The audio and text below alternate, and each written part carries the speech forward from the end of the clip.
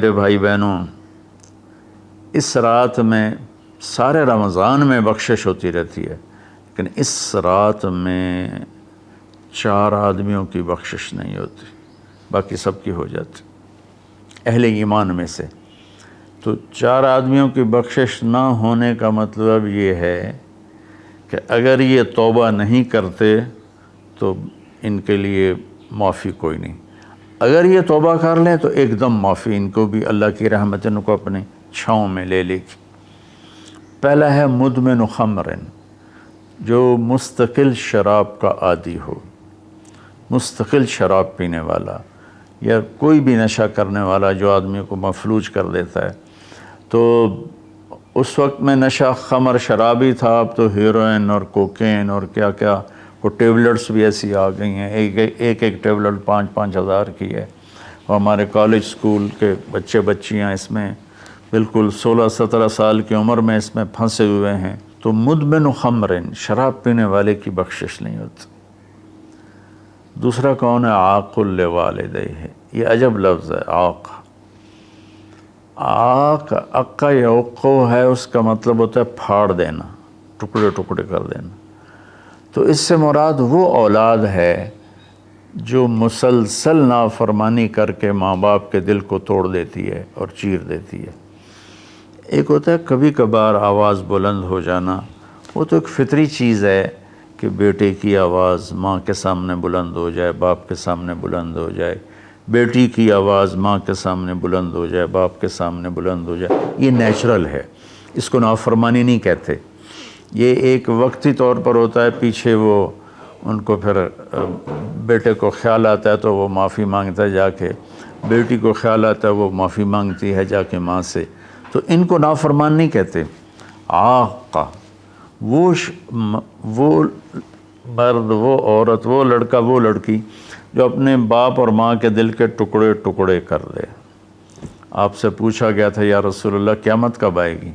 آپ نے فرمایا اللہ کے سوا کوئی نہیں جانتا۔ آپ نے فرمایا تو کوئی نشانی؟ تو وہ پوچھنے والے نے عرض کیا یا رسول اللہ کوئی نشانی بتا دیں، تو آپ نے فرمایا جب تم یہ دیکھو کہ بیٹیاں ماؤں سے نوکروں جیسا سلوک کریں، یا خاص طور پر بیٹی کا لفظ استعمال کیا، بیٹے کا نہیں، کہ بیٹے عام طور پر ہی سرکش ہوتے ہیں، بیٹیاں عام طور پر فرمان بردار ہوتی ہیں۔ تو آپ نے فرمایا جب تم یہ دیکھو کہ بیٹیاں بھی ماؤں کی دل شکنی کرنے لگ جائیں اور عرب کے بدو لمبی لمبی عمارتیں بنانے لگ جائیں، تو سمجھنا کہ قیامت قریب ہے۔ تو میں یہ بچیوں سے خاص طور پر کہتا ہوں کہ یہاں اللہ کے نبی نے بیٹوں کا ذکر نہیں کیا، بیٹیوں کا ذکر کیا ہے، کہ جب یہاں تک نوبت پہنچ جائے کہ بیٹیاں بھی ماؤں کے ساتھ نوکروں جیسا سلوک کریں تو پھر قیامت قریب ہے۔ تو یہ بہت کامن ہو چکا ہے ہمارے گھروں میں، کیونکہ اس موبائل نے اور یہ کمپیوٹر نے، انٹرنیٹ نے ہماری ساری زندگی اس کے اندر کھپا دی ہے۔ ہمیں رشتوں کا لحاظ نہیں، رشتوں کی قدر نہیں، ایک دوسرے کے پاس ادب نہیں۔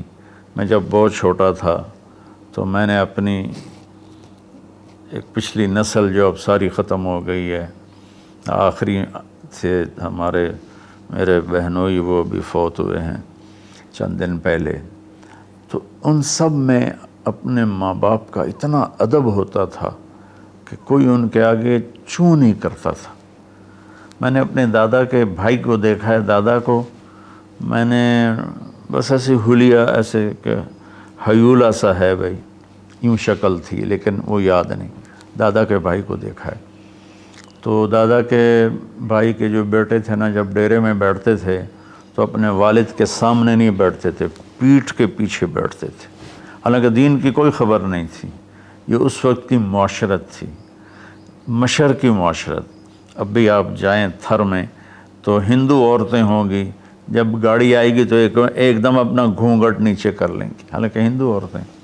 یہ تہذیب مشرق ہے۔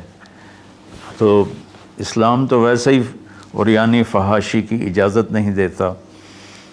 تو ہماری تو مشرقی تہذیب بھی اس بات کی حامل ہے کہ عورت حیا کے پردے میں چھپی ہوتی، اور اللہ نے مجھے تاریخ پڑھنے کا بہت موقع دیا۔ دنیا میں یہ جو راجپوت قوم ہے یہ آرین ہے، تو جب ان کی یہ قبل مسیح آئے ہندوستان میں، عیسیٰ علیہ السلام کی آمد سے پہلے ہندوستان میں آئے، پھر یہ خونخوار تھے اور آپس میں لڑتے تھے، تو پورا ہندوستان چھوٹی چھوٹی ریاستوں میں بٹا ہوا تھا۔ کبھی کسی راجا نے 5-10 ریاستیں فتح کر لیں، ورنہ یہ اس طرح تقسیم تھا۔ تو یہ دنیا کی واحد قوم ہے، جب انہیں یقین ہوتا تھا کہ ہمیں شکست ہو جائے گی تو وہ سب سے پہلے اپنی بیٹیوں کو، بیویوں کو، ماؤں کو قتل کر دیتے تھے کہ کوئی ہماری بیٹیوں کی عزت سے نہ کھیلے، ہماری بہنوں ماؤں کی عزت سے نہ کھیلے۔ پھر جا کر لڑتے تھے، اور عام طور پر جس کو شکست ہوتی تھی وہی ایسا کرتا تھا اور اپنی جان دے دیتے تھے۔ چھوٹا سا واقعہ سناتا ہوں کہ مراٹھوں نے ایک قلعے پر حملہ کیا، شیر گڑھ اس کا نام تھا، تو اس کا جو راجا تھا وہ راجپوت تھا، اس کی طرف سے اورنگزیب کی طرف سے وہ وہاں اس قلعے کا وہ حاکم تھا، لیکن تھا ہندو، اودے سنگھ اس کا نام تھا، اور اس کی 18 بیویاں تھیں۔ تو مراٹھوں نے اس پر حملہ کیا، تو رات کے اندھیرے میں حملہ کیا، تو سارے 5000 کی فوج تھی، ہندو مسلم کٹھے، وہ شرابیں پی کے پڑے تھے، وہ 300 آدمی اندر گئے، ان کو اکھاڑ دیا۔ تو اودے سنگھ کو جب پتہ چلا کہ میدان ہاتھ سے نکل گئے تو اس نے اپنی 18 بیویوں کا سر قلم کر دیا، اور پھر آ کے نیچے لڑا اور خود بھی مارا گیا۔ تو یہ ایک ثقافت تھی، تہذیب تھی۔ تو اب ہماری ساری وہ اختلط الحابل بالنابل، اچھا پانی اور گند گٹر کا پانی آپس میں مل گئے ہیں۔ تو ہماری تو آپ نے تہذیب دیکھنی ہو تو آپ یہ ادھر جا کر سندھ میں دیکھ لیں کس طرح عورتیں اپنے گھونگھٹ میں رہتی ہیں۔ تو میرے بیٹوں بیٹیوں، حیا بہت بڑی چیز ہے، بہت بڑی دولت ہے۔ چونکہ ہم قرآن نہیں پڑھے، اللہ کے نبی کو نہیں پڑھا، تو مختلف قسم کی چیزوں سے ہم متاثر ہو کر اپنا وجود بھی گم کر بیٹھے ہیں اور اپنی تہذیب بھی مار بیٹھے ہیں۔ تو دوسرا شخص جس کی بخشش نہیں، وہ ہے جو ماں باپ کے دل کو ٹکڑے ٹکڑے کر دیتا ہے۔ تیسرا ہے قاطع رحم، جو رشتوں کی پرواہ نہیں کرتا، رشتوں کو توڑتا ہے، بدتمیزی کرتا ہے، گالی گلوچ کرتا ہے، اور کبھی بھائی سے لڑتا ہے، کبھی ماں سے لڑتا ہے، کبھی باپ سے، کبھی چچا سے، کبھی تایا سے۔ ماں اور باپ سے جتنے رشتے بنتے ہیں نا، وہ ذوی الارحام کہلاتے ہیں۔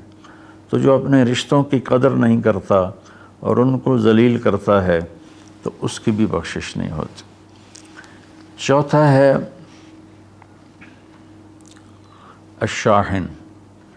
شاحن کہتے ہیں جو دل میں بغض رکھے کسی کے لیے، دل میں کینہ رکھے کسی کے لیے، تو اس کی بھی بخشش نہیں ہوتی۔ تو دیکھو، میں سب کے سامنے ہاتھ جوڑتا ہوں، اگر کوئی شراب کا عادی ہے توبہ کر لے، ابھی 21 کی رات نہیں آئی۔ اگر کوئی ماں باپ کو ناراض کر کے بیٹھا ہے تو ان کے پاؤں پکڑ کے راضی کر لے۔ کوئی رشتہ داروں سے لڑائیاں کرتا پھر رہا ہے تو صلح کر لے۔ کوئی کسی کے بارے میں دل میں کینہ رکھتا ہے، بغض رکھتا ہے، تو اپنے دل کو صاف کر لے۔ ان چاروں میں یہ آخری چیز بہت زیادہ پھیلی ہوئی ہے کہ ہمارے دل نفرتوں سے بھرے ہوئے ہیں۔ تو میرے بھائی بہنوں، اس رات میں اللہ تبارک و تعالیٰ سب کی بخشش فرما دیتا ہے سوائے ان 4 آدمیوں کی، اور یہ بھی اگر توبہ کر لیں تو ان کی ساتھ ہی بخشش ہو جاتی ہے۔ تو اس میں ہمیں 21 کو بھی جاگنا چاہیے، 23 کو بھی، 25 کو بھی، 27 کو بھی، 29 کو بھی، کہ 5 راتیں، کوئی ایک رات تو ضرور ہوگی باقی اصل علم تو میرے اللہ کے پاس ہے۔ تو اپنے دل کو بھائی بہنوں صاف کرو، اور اس ایک رات میں 83 سال کا ثواب لے لو۔ اللہ تعالیٰ مجھے آپ کو عمل کی توفیق بخشے۔ السلام علیکم۔